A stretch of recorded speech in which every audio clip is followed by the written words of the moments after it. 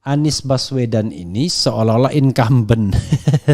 Jadi incumbent yang rame-rame dikeroyok. Jadi dikeroyok oleh kubu istana, ya, itu dengan 7 partai politik yang bergabung. Nah, satu-satunya yang tidak mengeroyok dia adalah adalah Nasdem. Sementara pihak satunya belum tentu bermuara ke Anies Baswedan. Jadi Anies sebenarnya, ya, itu mewarisi limpahan dari keterpecahan yang masih dipelihara istana itu.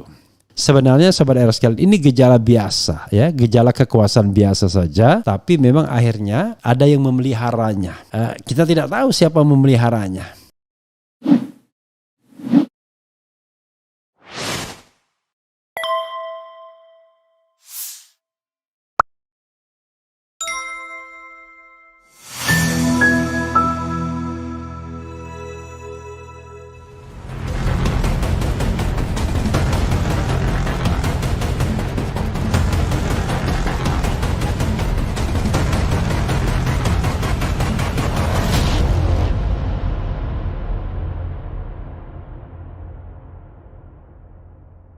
Assalamualaikum warahmatullahi wabarakatuh.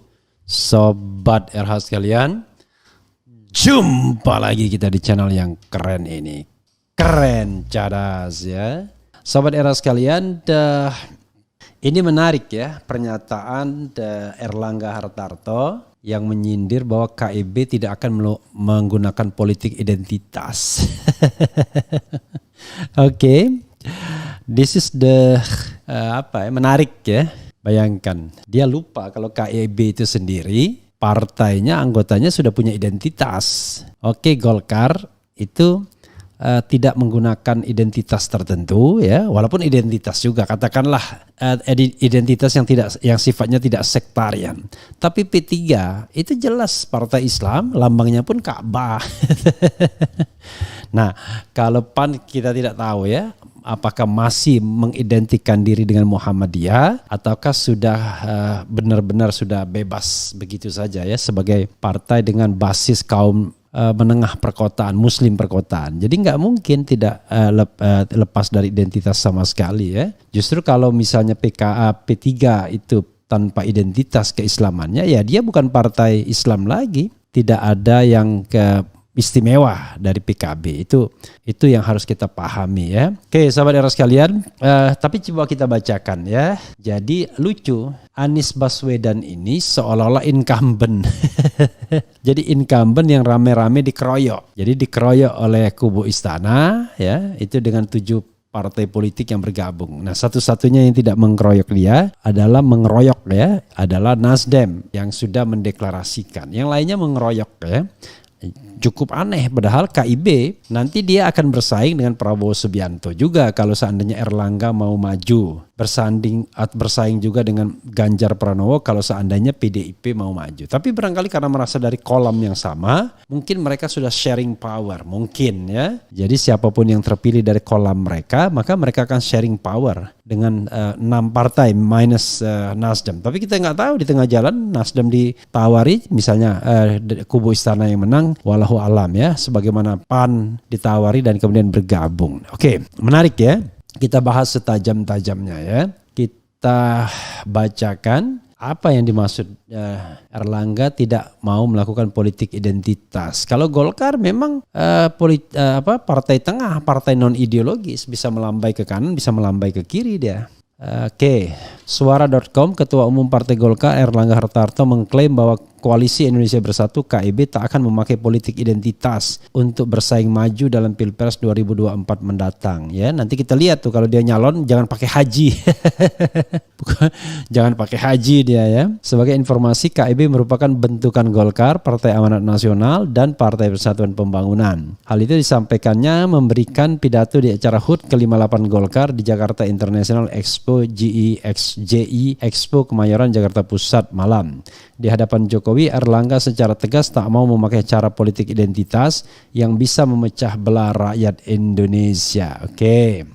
KIB ingin mengutamakan politik menyatukan, bukan politik identitas yang memecah belah bangsa. Tutur Erlangga dilihat Suara.com dari kanal YouTube TV One News Sabtu. Pernyataan Erlangga itu seketika mendapatkan sorokan dan riuh tepuk tangan dari para kader-kader Partai Golkar. Sudah saatnya polarisasi kita akhiri. Setuju? Setuju, teriaknya yang disetujui oleh kader Golkar. Erlangga juga menegaskan bahwa KIB untuk merefleksikan implementasi nilai-nilai dari Pancasila. Koalisi ini juga merefleksikan implementasi dari Pancasila, yaitu untuk tidak memecah belah masyarakat demi kepentingan politik sesaat, tegasnya. Menteri Koordinator Bidang Perekonomian itu juga lanjut menjelaskan nilai-nilai Pancasila yang dianut oleh KIB.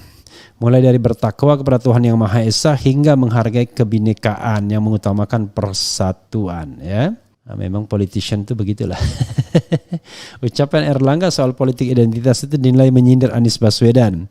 Terlebih lagi kamera langsung menyorot Ketum Nasdem Surya Paloh yang mengusung Anies sebagai capres dari partainya setelah Erlangga menyebut soal politik identitas. Sebagaimana diketahui, Anies tak bisa lepas dari julukan Bapak Politik Identitas, apalagi sekarang julukan itu belakangan ini semakin diamplifikasi setelah dideklarasikan sebagai bakal calon presiden dari Nasdem. Meski begitu, Ketua DPP Partai Nasdem Effendi Khoiri alias Gus Coy menilai julukan tersebut tidak selalu bermakna positif. Sebab pada dasarnya Indonesia pun dibangun dari banyak identitas. Tidak selalu bermakna negatif maksudnya. Oke. Negara ini didirikan atas identitas, makanya ada Bhinneka Tunggal Ika, ungkap Gus Coy, seperti dikutip dari wartaekonomi.co.id, jaringansuara.com. Karena itulah ia heran bila sebutan politik identitas justru kerap dikonotasikan negatif, apalagi berujung dengan Anies yang dinilai sebagai sosok yang diskriminatif, terutama ke pihak-pihak minoritas. Malah menurut Gus Coy, Anies tidak pernah mendiskriminasi kaum minoritas, baik suku maupun agama. Kepemimpinan Anies dinilai sangat profesional sehingga DKI Jakarta cenderung damai selama 5 tahun belakangan. Selama dia memimpin tidak ada diskriminasi secuil pun terhadap minoritas atau kepada suku agama. Justru Anies menunjukkan bahwa dia proporsional, dia adil, jelas Gus Coy. Ia lantas mencontohkan soal izin pembangunan gereja yang selama ini sulit didapatkan oleh kaum Nasrani. Menurut Gus Coy, izin tersebut sulit didapatkan selama pemerintahan periode sebelum Anies. Oleh Anies semua dikasih izin. Jumlah izin yang diberikan selama 5 tahun sekitar 31 pendirian gereja. Masjid hanya 19, terang Gus Coy. Di sisi lain, Anies juga tidak mengistimewakan pendukungnya di pemilihan gubernur DKI ya, Jakarta 2017. Jadi jelas tidak ada diskriminasi, tegas Gus Coy. Oke. Jadi sahabat era sekalian, ini menarik ya. Menariknya begini, mungkin Erlangga Hartarto lupa bahwa yang akan dihelat 2024 bulan Februari itu adalah pemilihan presiden dan wakil presiden, bukan pemilihan gubernur DKI. jadi kalau ada keterpecahan itu, justru keterpecahan antara pendukung Presiden Jokowi dengan para pengkritik Presiden Jokowi, yang semuanya belum tentu dia fansnya Anies. Jadi kalau kita runut ya, justru yang memelihara perpecahan itu istana dengan memelihara buzzer ya, yang konon katanya dibayar memang untuk nimpe orang misalnya. Nah, ini yang menarik karena perilaku buzzer itu memang perilaku memecah, mengkritik orang tuh nggak tanggung-tanggung dia. Kalau kita masih mikir-mikir, kalau dia nggak mikir-mikir lagi karena merasa dilindungi oleh kekuasaan dan aparat. Jadi sahabat era sekalian, justru fenomena keterpecahan ini adalah fenomena istana. Fenomena di bawah kepemimpinan Presiden Jokowi. Karena satu pihak itu ya, yang kalau kita misalnya mendefinisikan perpecahan itu antara cebong dan kampret ya, dan sekarang antara kecepret dan kadrun, justru salah satu pihak yang menjadi polarisasi itu adalah bermuara ke Jokowi semua. Sementara pihak satunya belum tentu bermuara ke Anies Baswedan. Jadi Anies sebenarnya ya itu mewarisi limpahan dari keterpecahan yang masih dipelihara istana itu. Kan awalnya penghulu mereka adalah Prabowo Subianto.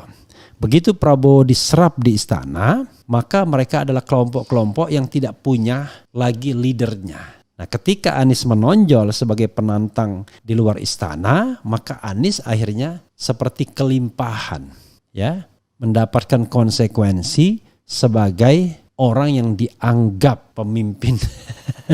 Orang-orang yang selama ini dikatakan kadrun oleh para buzzer misalnya. Jadi jangan lupa, justru keterpecahan itu dipelihara oleh istana. yang paling aneh adalah kok istana tidak bisa mendamaikan setelah setelah misalnya merekrut Prabowo Subianto dan Sandiaga Salahuddin Uno. Kenapa begitu? Karena politik istana adalah politik memelihara para buzzer dan memelihara para relawan. Ada 1-2 relawan yang mulai realistis ya, yang mulai ingin berdialog seperti Ebenezer misalnya. Tapi lebih banyak yang tidak mau berdialog. Cuma mau ngatain orang ya, nimpe orang. Jadi rendah literasi ya, rendah argumentasi, hanya ingin ngatain. Padahal yang berkuasa itu adalah Presiden Jokowi, bukan Anies Baswedan. Makanya lucu menurut saya ketika Erlangga Hartarto bicara tentang politik identitas, seolah-olah bahwa Februari atau 14 Februari 2024 itu pemilihan gubernur DKI. No. Itu adalah pemilihan presiden dan wakil presiden. Dan memang kita tidak boleh mewarisi pemilihan seperti 2014, 2019 yang peserta pemilunya justru sekarang berada di kekuasaan istana. Jadi berada di kekuasaan istana. Karena membelah masyarakat secara diametral. Ya. Satu didukung oleh kelompok kanan, satu didukung oleh kelompok menengah kiri. Satu kelompok Islam, ya so-called kelompok Islam, dan ini so-called kelompok nasionalis. Walaupun tidak splitting, karena di dalam kelompok nasionalis ada kelompok Islamnya, dalam kelompok Islam ada kelompok nasionalisnya. Sebagai contoh misalnya Demokrat, jelas itu kan kelompok nasionalis sesungguhnya. Tetapi dia justru bersatu dengan PKS dan Gerindra. Sebaliknya PKS, P3 misalnya yang jelas lambangnya Ka'bah berada di sisi nasionalis. Jadi sebenarnya sobat era sekalian, ini gejala biasa ya, gejala kekuasaan biasa saja, tapi memang akhirnya ada yang memeliharanya. Nah, kita tidak tahu siapa memeliharanya ya, memelihara forward ya, memelihara untuk elektoral berikutnya karena terbukti mereka bisa digunakan untuk digerakkan. Jadi ketika misalnya kita mengatakan tidak mau menggerakkan politik identitas, maka sesungguhnya yang diserang itu kelompok kanan. Jadi seolah-olah identitas di Indonesia itu adalah identitas yang berbau keagamaan saja. Padahal identitas itu banyak organisasi, ya kan? NU, Muhammadiyah, Persis, Seperti dan lain sebagainya, itu identitas juga. Kemudian yang kedua, kedaerahan itu identitas juga, ya. Ketiga, sipil dan militer itu identitas juga. Jadi nggak mungkin kita kemudian tidak dalam tanda kutip menjual identitas di dalam proses berpemilihan. Nanti kita lihat saja apakah Erlangga Hartarto misalnya akan menuliskan haji di depan namanya dan pakai peci yang barangkali dalam kesempatan yang biasa jarang dia pakai. Itu juga untuk menunjukkan identitas bahwa he is a Muslim, he is already went to pilgrimage ya, Hajj pilgrims. Jadi itu yang ingin kita katakan. Jadi menurut saya nggak produktif untuk mengatakan besok kita akan tidak melakukan identitas, kecuali kalau sekedar ya untuk mendelegitimasi lawan politik. Cuma masalahnya adalah menurut saya melakukan delegitimasi terhadap saingan belum saatnya saat ini. Karena KIB sendiri belum mendeklarasikan pasangan calon atau calon presidennya. Ya kan? Tiba-tiba dibilang KIB tidak menggunakan identitas. Lah, kita belum tahu siapa yang akan didukung oleh KIB.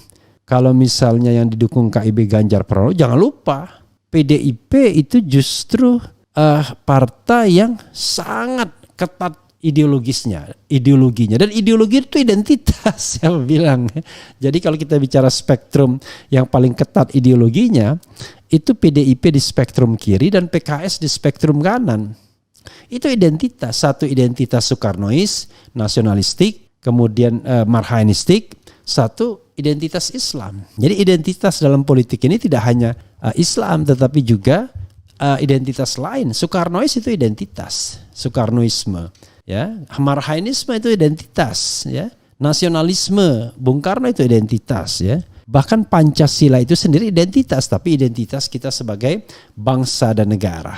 Oke, jadi aneh sekali kalau dikatakan menghindari politik identitas atau mau mengatakan kami tidak ingin menjual identitas keagamaan. Nah, itu jelas, lebih jelas artinya. Makanya saya bilang awas kalau misalnya nanti pakai haji di depan namanya waktu nyalon presiden ya. Paling begitu nyalon presiden semuanya nulis haji, ya kan, haja. Kalau padahal sehari-hari sangat dihindari, tapi begitu musim election itu dilakukan secara sadar. Jadi sobat era sekalian, sudahlah ya. Yang paling penting sebenarnya bukan tema kampanyenya, tapi bagaimana pemilu itu bisa jujur dan adil. Nah, kalau bisa melaksanakan pemilu yang jujur dan adil, itu baru hebat. Nggak usah berbusa-busa kita bilang nggak ini, nggak itu, tapi pemilunya tidak jujur dan tidak adil. Ada keterlibatan aparat, keterlibatan ASN, keterlibatan aparatur sipil dan militer misalnya. Nah, itu yang buruk bagi demokrasi kita. Kalau sekedar bagaimana kita jualan, itu cuma jualan, itu kan yang penting tidak dilarang oleh regulasi. Misalnya kita membuat yang namanya terhadap lawan negatif campaign, nggak ada masalah. Yang tidak boleh adalah black campaign, fitnah, nggak boleh, ya kan? Kita ingin mencari pemimpin yang katakanlah bacaan Al-Qurannya nggak apa-apa, sah-sah saja, masa nggak boleh? Kita ingin mencari pemimpin yang katakanlah bisa menjadi imam sholat, nggak apa-apa, nggak ada masalah. Di mana masalahnya? Ya, justru kalau kita alergi dengan hal-hal tersebut, justru kita mengingkari ya diri kita sebagai makhluk beragama yang menerapkan sila ketuhanan yang Maha Esa, ya. Jadi harus paham lah ya. Jadi saya kira, tapi saya paham Erlangga Hartarto kan mau jualan saja sesungguhnya, jualan KIB. Hanya masalahnya ya itu vehicle buat diri sendiri atau vehicle buat orang lain. Kita akan lihat nanti dalam beberapa bulan ke depan ya. Nanti pembuktiannya. Jangan-jangan besok-besok tiba-tiba pasangannya Anies Erlangga. Nah, gimana coba? KIB pecah, lalu Nasdem kemudian bergabung sama Golkar, lalu muncullah pasangan Anies Erlangga. Why not? Tiba-tiba konstelasi berubah. Ya sekarang masih akur di dalam pemerintahan. Tapi begitu nanti pemerintahan sudah mulai akan berakhir ya, maka orang akan mencari skoci masing-masing dengan pertimbangan masing-masing. Jadi ketika misalnya Anies Erlangga atau Ganjar Erlangga, itu akan berhitung kira-kira Erlangga Hartarto mana tawaran yang menggiurkan. Jangan-jangan dilepas juga KIB atau KIB diajak untuk mendukung Anies Baswedan. It could be possible, namanya politik kita tidak tahu ya. Karena masih mungkin terjadi. Karena kenapa masih mungkin terjadi? Karena Golkar itu partai non ideologis. Dia partai yang berdiri di tengah saja. Walaupun nasionalis juga spektrumnya. Tetapi dia bisa melambai ke kanan, bisa melambai ke kiri. Makanya Golkar siapapun penguasanya, dia tetap ikut dalam pemerintahan. Apalagi begitu. Jadi mau pemerintahan nanti katakanlah dianggap menjual identitas, tidak menjual identitas, Golkar akan ikut juga dalam pemerintahan. Baik calonnya menang, apalagi baik calonnya kalah, apalagi kalau calonnya menang. Itu ya sobat RH sekalian, coba kita bacakan komentar sobat RH terkait dengan ini. Menarik ya, tapi jelas menarik. Kemudian KIB dan kubu Prabowo, Nasdem kan sama parpol pendukung pemerintah. Kasihan Indonesia ini muslim terbesar di dunia tapi selalu gaduh sesama muslim. Kenapa takut mengakui identitas? Saya sebagai muslim diwajibkan dalam Al-Quran dan hadis untuk memilih pemimpin yang muslim, berakhlak mulia, tidak bohong dan ingkar janji, paham agama. Apakah mengkampanyekan kriteria yang baik tersebut disebut kejahatan? Ya, this is the problem. itu soalnya ya dalam politik ini. Kita ingin pemimpin yang memang betul-betul jagoan ya, bisa memimpin dalam arti yang sesungguhnya, memimpin membawa kita kepada kebaikan dunia dan membawa kepada kita kebaikan akhirat. Dan kita tidak splitting agama dan kehidupan berbangsa dan bernegara itu ya. Oke.